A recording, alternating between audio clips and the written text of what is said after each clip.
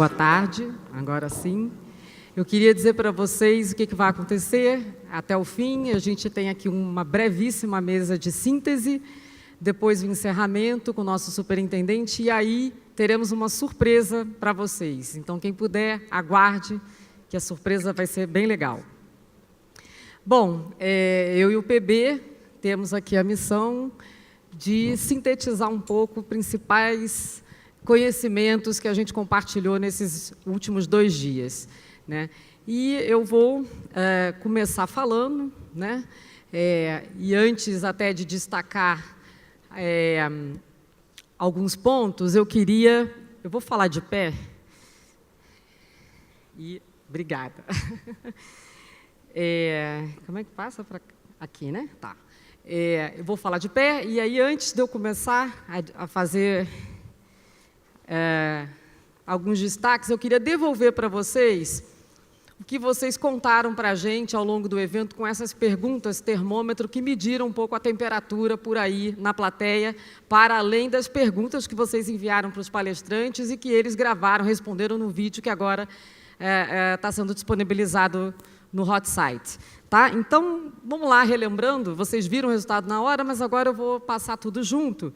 A gente perguntou para vocês o que era mais importante ao se desenhar uma boa política educacional, né? E aí, a maioria de vocês disse que o conhecimento prático é o mais importante, né? Embora muitos, 26%, 27%, tenham assinalado que a ciência também importa, né? Procurar projetos, conversar com pesquisadores, né? E isso talvez é muito válido, isso vai aparecer nas nossas considerações, né? Porque, de fato, o conhecimento prático é muito relevante também. Quando a gente perguntou para vocês sobre por que é importante utilizar evidências, a vasta maioria respondeu que é porque ajuda a priorizar as ações e investimentos com mais impacto, né, na aprendizagem, né? Alguns responderam que aumenta a confiança para executar aquelas ações que a gente já sabe. Então, acho que a temperatura aqui mostra que, de fato, as pessoas estão querendo evidências para decidir, para pensar, fazer pensar e decidir, né? Não é que as agendas já estão definidas e a evidência vem para corroborar, né? Tem bastante abertura, então, na temperatura que a gente conseguiu medir. A gente perguntou também se as pesquisas acadêmicas ajudam, né? E aí o que vocês acham é que não ajudam, que vocês acham que poderiam ajudar mais, né? Se os resultados ficassem prontos com mais rapidez, se tivessem melhor divulgados e se a linguagem fosse mais acessível, né? Um outro grupo respondeu que ajudam, são relevantes e acessíveis. Então, temos aí um diálogo com a academia, com os cientistas, para que a gente mude esse quadro. Como você vê a transformação em educação pela qual o Brasil precisa passar? E aí a gente também tem uma maioria respondendo que é uma luta contínua e cada pequena transformação deve ser comemorada, né?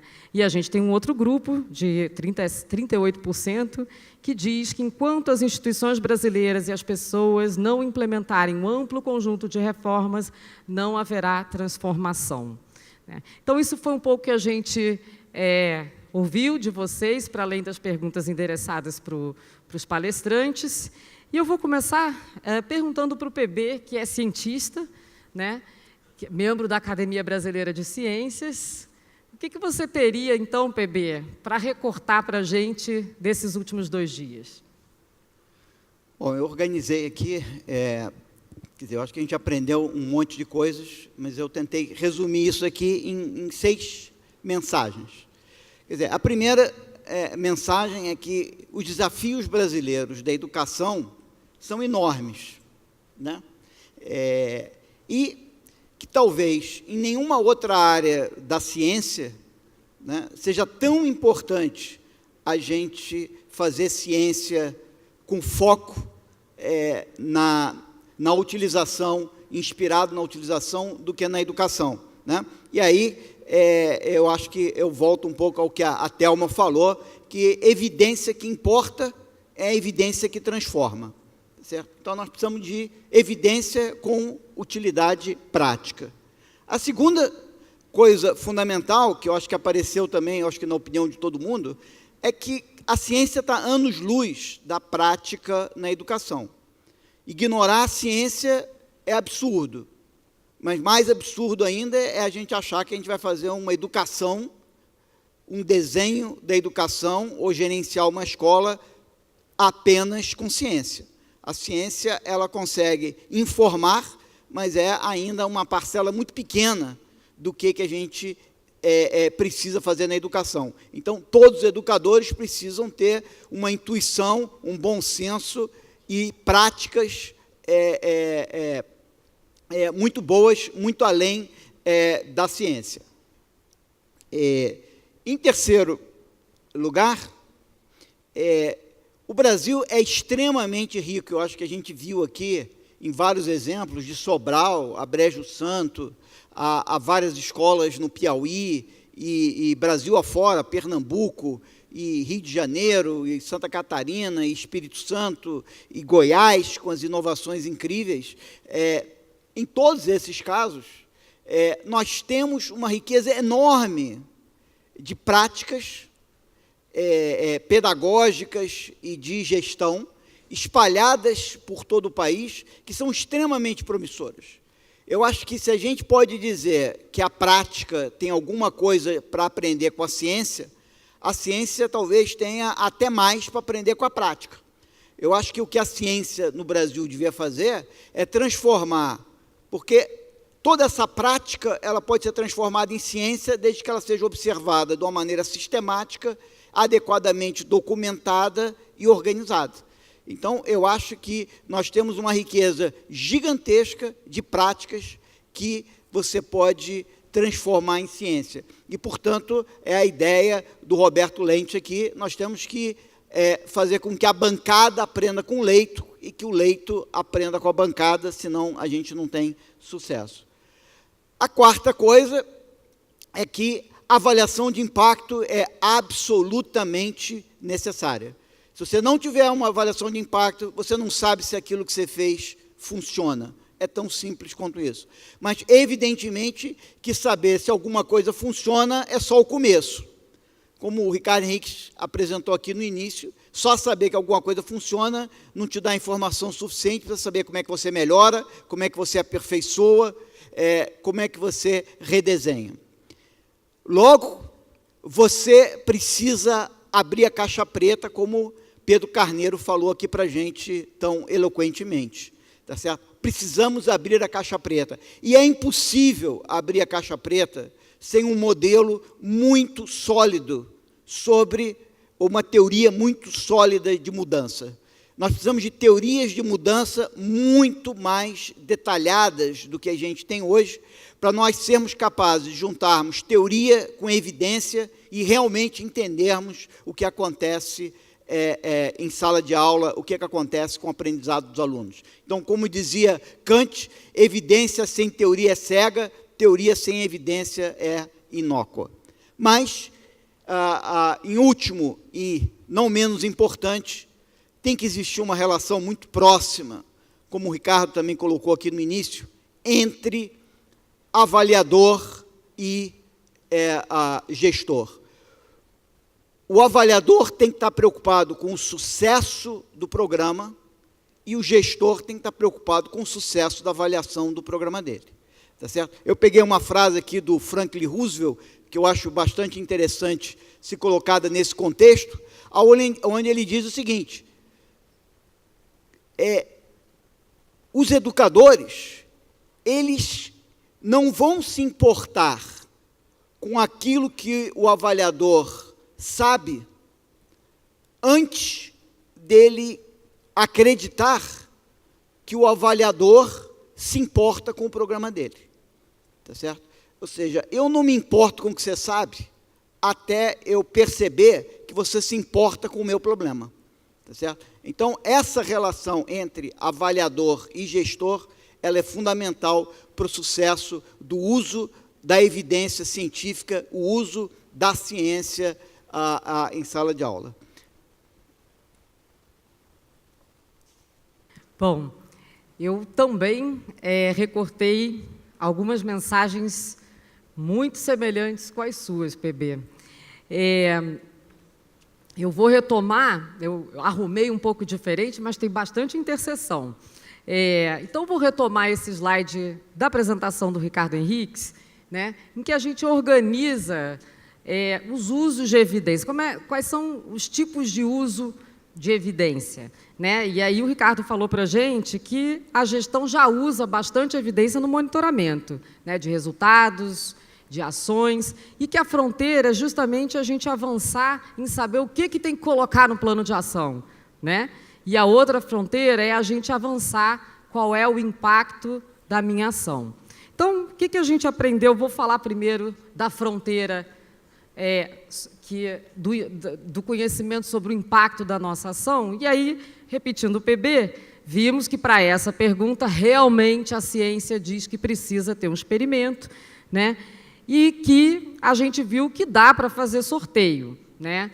Isso apareceu em algumas falas, com destaque à mesa que o Pedro Carneiro participou, né? Ele falou isso para a gente, e principalmente porque muitas vezes o programa, quando nasce, ele não tem a capacidade de atender todo mundo. Então, o sorteio é uma oportunidade para a gente aprender sobre o impacto dele, posto que muitas vezes a gente não consegue, de uma vez só, atender a todo mundo com uma intervenção. Então, a gente pode aproveitar isso para aprender, né? Em segundo lugar, para o experimento dar certo, também foi falado aqui que a gente precisa de abertura dos dois lados, né? E negociar e conversar como que a gente vai fazer esse sorteio, qual que vai ser o tamanho do grupo de controle, quanto tempo o grupo de controle vai esperar para receber a intervenção.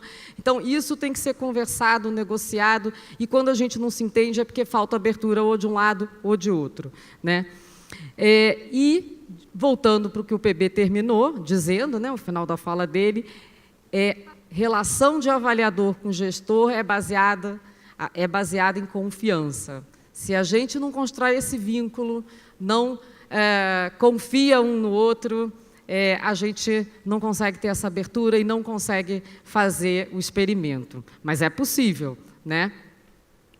Agora, o outro desafio que a gente viu aqui no seminário, que o PB também trouxe, é que o experimento, ele diz para a gente se tem ou não tem um impacto. Mas para a gente saber exatamente por que a gente não teve impacto, né, a gente quer abrir essa caixa preta chamada implementação do programa, e a gente viu maneiras de abrir essa caixa preta. Eu não posso me demorar muito, mas a gente viu que a gente pode abrir essa caixa preta fazendo mais experimentos, né, quebrando a intervenção em pedacinhos, e aí a gente dá um pedacinho para um grupo, outro pedacinho para outro grupo, né? Existem dificuldades aí, porque a gente precisa de mais grupo de controle, às vezes não é uma boa, mas é possível, né? Vale a pena rever a apresentação do Pedro Carneiro, né, dessa parte. Exatamente, né? A gente pode coletar informações sobre os efeitos intermediários e sobre a implementação, porque isso vai dar muito insight para a gente sobre o que aconteceu dentro da caixa preta, né? E a gente pode fazer isso, tem custo, então também não é fácil, mas né, é possível. E eu quero terminar dando um destaque para as informações qualitativas. Por quê? Porque muitas vezes é importante a gente ir a campo, observar como as coisas estão se dando, justamente para a gente vivenciar o inesperado, a gente vivenciar a surpresa, porque isso o método qualitativo pode dizer para a gente, o estranhamento, né? A gente muitas vezes vai com um questionário e aí a gente pensa e tenta antecipar tudo o que vai acontecer, só que às vezes a gente não antecipa, e é muito bom a gente ter esses insights que o método qualitativo permite para a gente. A gente chega lá e se surpreende. Puxa, não tinha pensado que ia acontecer isso, e aconteceu, né? Então, também é importante o quali para a gente abrir a caixa preta. Agora, com relação a essa outra fronteira, que é a fronteira do que tem que estar no plano de ação, a gente também aprendeu bastante coisa. Então, eu não vou repetir, vou passar rápido, mas a gente viu que é muito importante ter modelo conceitual dos problemas. A gente viu isso na Finlândia, viu no México, viu na apresentação do Chico Soares, né, que esse mapeamento é fundamental, porque é a partir dele que a gente vai fazer o diagnóstico,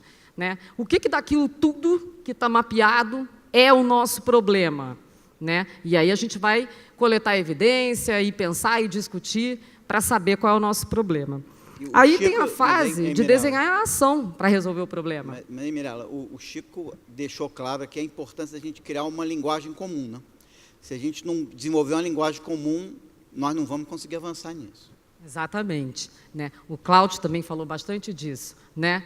Então, a gente precisa desenvolver essa linguagem comum e, quando a gente for escolher as ações, a gente precisa ter teoria da mudança. Então, olha que interessantíssimo foi a fala dessa penúltima mesa, né, com a Paula Lozano, a Thelma Vinha, sobre a teoria da mudança. Como que a gente espera, né, que os alunos aprendam, o que eles têm que aprender, como eles devem aprender e como as relações no interior da escola realmente afetam esse processo de aprendizado. Então, é fundamental a gente ter conhecimento especializado da área de educação sobre como o aprendizado se dá, né, para que a gente possa construir nossas teorias da mudança, que serão fundamentais para a gente desenhar nossas intervenções.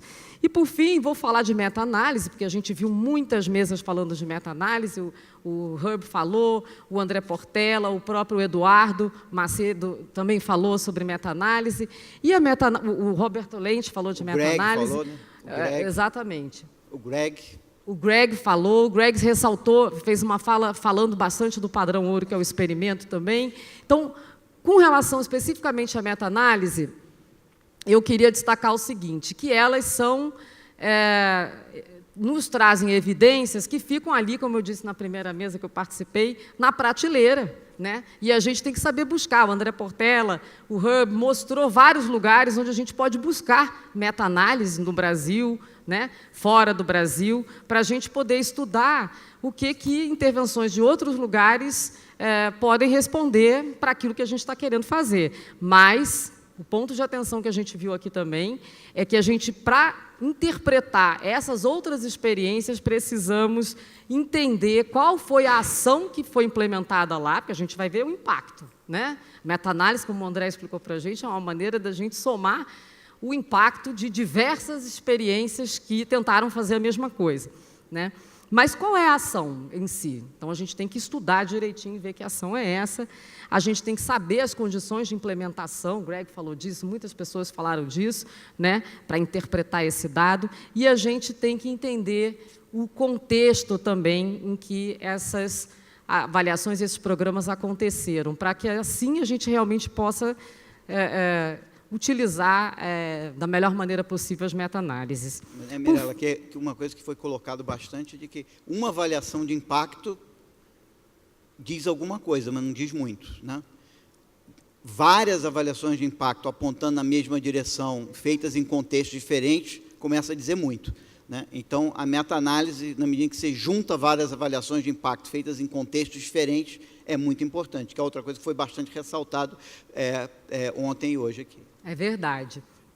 Vou terminar com esse slide dizendo que, para avançar na fronteira do uso de evidências, para além do monitoramento, né, para a gente saber o que tem que pôr no plano de ação e qual é o impacto, a gente precisa permanentemente, regularmente, sistematicamente, buscar evidências, produzir evidências. Agora, o último ponto, o mais importante de todos, a gente precisa mudar a nossa atitude frente à nossa rotina. A gente precisa trazer o pensamento científico, que indaga o tempo inteiro o que está acontecendo, qual é o problema, eu estou tendo resultado, né, para a nossa rotina.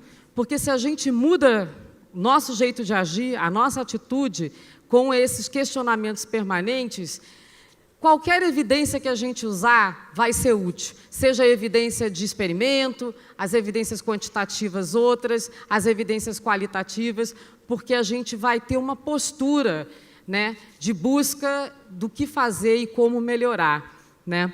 Com isso, parece mágica, porque conhecimento, muita gente falou aqui que não tem solução mágica, não tem regra mágica, mas talvez o que eu queira dizer para vocês é que, embora não tenha regra mágica, conhecimento parece fazer mágica, porque se a gente se preocupa com ele e aprender o tempo inteiro com as evidências para fazer melhor, olha, as coisas mudam, não é? E quem viveu isso, quem vive isso, acho que pode dar o próprio depoimento. É como mágica, tudo muda. Os direitos de aprendizagem são cada vez mais garantidos. Obrigada, PB. Obrigada, PB.